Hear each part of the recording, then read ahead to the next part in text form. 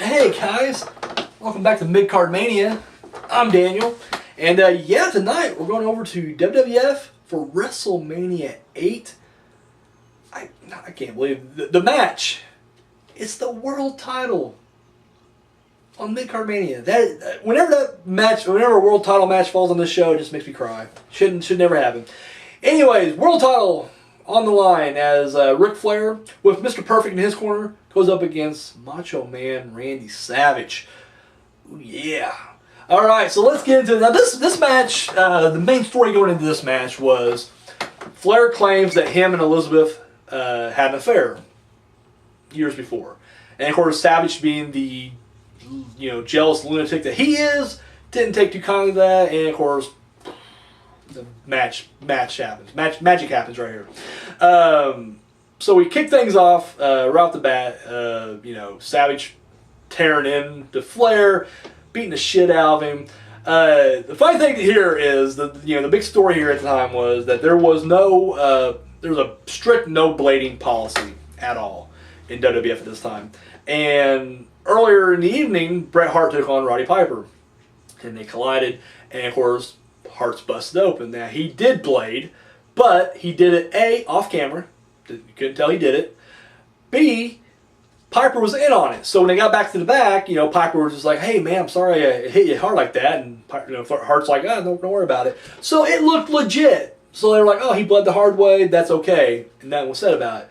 Here, Flair gets taken outside, gets hit, and he drops down to the mat. And of course, instead of dropping to the mat like this, he does this thing. And of course, you can tell that's what he's doing. And sure enough, next time you see him, bloody face. No one bought that it was an accident, and he got fined pretty heavily. Anyways, so Bloody Flair gets back in there. Savage, works him over pretty good. I mean, it's pretty back and forth, but for the most part, it seems like early on it was mostly Savage. Savage goes up to the top, hits the flying elbow drop. However, perfect. It's great. It was just great positioning. The referee is laying like this way. The wrestlers are being pinned this way, and Perfect comes in and grabs Savage by the leg and drags him off, and the referee never sees it. Like, it looks so legit, and then Perfect quickly gets out, and then of course the referee's just like, "Oh, I don't know how Savage pulled himself back, but nothing fishy going on here." And then of course Savage is pissed. He chases him out, and of course he's like, "What are you doing, Savage? Why are you chasing him for? You didn't do nothing. You're the one that keeps sliding off people." But it's great. So Savage chasing him around, and of course, inside the ring, Flair gets control and takes over for the rest of the match. Then at this point, as he's working over the knee like Flair likes to do, out comes Elizabeth. Of course, she is surrounded by a lot of agents from the back. Notably, you got the other Hefner brother and a very young Shane McMahon. And they're trying to tell her to go back, and because they can't even hold her back. Like, literally, they're like, "Stay out." She just marches right past them. And this is where it gets great because Flair really turns it up here. I just love it. He's a bloody mess. He's beating the shit out of Savage, and then he sees Elizabeth down there, and he's like, "This one's for you, baby." Chop. Woo! It's great. It's just great stuff. I gotta mention, because I'm not gonna lie, the past few, with the exception, I guess, In Your House, I did In Your House for my show, The Main Event, this weekend. But all the other matches, and they're all WCW, commentating has sucked. So horrible. And this one is just phenomenally awesome. Heenan is just great. Heenan and Monsoon together is gold. That's just fucking magic right there. And this was just so much better because when Heenan's calling a Flair match, it's just even better. I loved every bit of the commentary here. They should just literally just release the tracks by himself. That's how good they are. Loved it. And of course, the whole time when Liz was out there, he's like, "Oh man, she just winked at Flair." I'm like, "This is great." He just goes so far with it, and it's perfect every time. Anyways, Savage eventually kind of comes back. I can't remember if he beats him with a roll up or if he actually hits him with a. He does. He gets him with a roll up, and he actually has the tights. I remember that. Rolls up Flair, has a handful of tights, but it's okay. 1, 2, 3.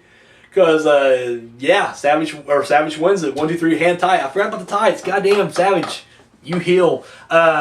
Wins it. New world champion. And, that huge pop right there. Crowd loves it. After the match, Elizabeth gets in there. And of course, Flair and Perfect are still in there. And of course, Flair walks right over to Elizabeth and gives her a kiss. And I was like, oh shit. Because at this point, I know in real life there's probably some problems between Savage and Elizabeth. I know even though they just renewed their vows like the SummerSlam before, they were actually going through a lot of personal problems here. So I don't know what the state of mind of Savage was at this point. And even though this was, clearly it was all planned or whatever, but it just seems like I couldn't see him too happy about this at all. But dude, he unloads on Flair, and I love it. Eventually, Perfect gets in there and ambushes Savage, and then they start teaming up on him, which is just great. I will say, now don't get me wrong, this match should have been the main event of WrestleMania. I'm sorry, it should have been the main event. It's a world title match. God damn it. And I love Hogan. I made him the first entrant in my Hall of Fame here on this channel. But this was clearly him. I don't care what he says in interviews. Come on. He was literally just like, no, Vince, your world champion should be the main event. And Vince is like, nah, you're the main event. I don't have the title on you. So, but you're the main... Nah, fuck that. Hogan was just like, I'm the main event because I'm Hogan. So anyway, and that match ended in such a fucking clusterfuck anyways. Like, it ended with a DQ finish, a messed up DQ finish. Like, you didn't send the people home happy there. This would have sent the people home happy. But I will say, that all aside, when Savage is getting beat down, there is a small, audible Hogan chant going on in the crowd. It's small and doesn't last long, but there for like a brief few seconds, you're hearing Hogan, Hogan, and then it just kind of fades away. I don't know. Hate the man sometimes, and other times you're like, but there's a reason. There's a reason he's the main event, because he's Hogan. He's Hogan. Anyways, Flair and Perfect leave, and then of course Savage gets up, champion, has his girl. Happy ending of sorts, even though you can tell the war between him and Flair ain't over, and that's how we end the match. Any fallout from here? I know that WWE did a big European tour during the summer of '92, and I want to say that Savage and Flair, they continue battling a lot during that, but I want to say it was Shawn Michaels kind of rose up a little bit there and actually started taking part in the main event scene, and him and Savage had a few matches for that title, for the world title. And I want to say that maybe, and I could be wrong if I am, let me know in the comment section below, but I want to say Flair and Hart had a few matches as well during this tour. But then, of course, they actually did a lot of tag matches. This would lead to Savage and Hart taking on Michaels and Flair. I want to say one of those is on like one of those like old Coliseum home video like Rampage tours '92 or some shit. And once again, I could be wrong about that too. Let me know in the comment section below if you know the correct information here. But I never seen the matches. Now that seems like something I really need to check out because it seems like a lot of fun. But yeah, that was pretty much that right there. So what do I think about this match? I love it. You can't go wrong with Flair and Savage. In fact, it's funny because over on the show The Main Event, which I'm in '96 right now. We just kind of came off a big Savage Flair, feud over there, and which I've really enjoyed. But I forgot how good the first one was. Because to me, Flair, of course, Flair claimed at this point that he had not only did he have the affair with Elizabeth, he has photos to prove it, and he was going to show the world and everything like that. To me, this has such a better story going into it. Like even after Flair attacks Savage's father, which don't get me wrong, really good story there too, but this to me was just better. I don't know. I love this one right here. I actually remember, I wish I still had it. I don't. I unfortunately got rid of all my wrestling magazines from my childhood, but I actually had a WWF magazine where they showed, they debunked the photos, because you had a bunch of photos of Flair and Elizabeth on his yacht, but then you see they you can tell, you see the original copies or whatever, but it's great stuff. I love it. I love this feud, and once again, they're both just great in the ring. They both brought the best out of each other.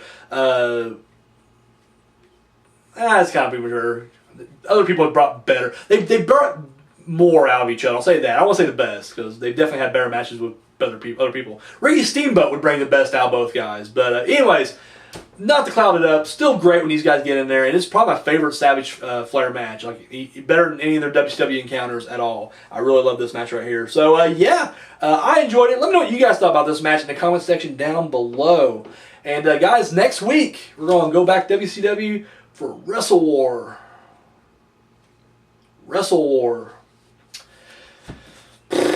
Yep. I don't know what the match is. I'm sure it's shit. Anyway, so that's all I got, guys. Thank you so much for watching. Till next time.